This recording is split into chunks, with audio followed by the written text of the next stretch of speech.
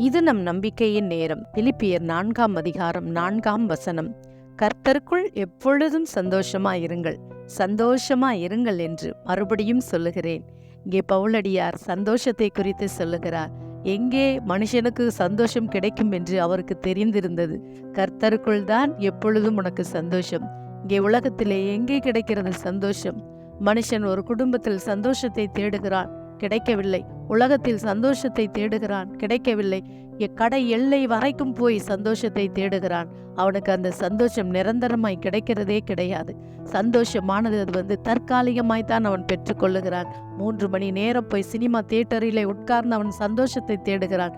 வெளியிலே வரும்பொழுது அதே கவலையோடு வருகிறான். இப்படித்தான் மக்கள் உலகத்தில் எங்கு போனாலும் சந்தோஷத்தை கிடைக்காத ஒரு இடத்துல போய் தேடி அலைகிறார்கள். ஆண்டவர் சொல்லுகிறார், கர்த்தருக்குள் தான் உனக்கு எப்பொழுதும் சந்தோஷம். God bless you. கர்த்தர் உங்களை ஆசீர்வதிப்பார்.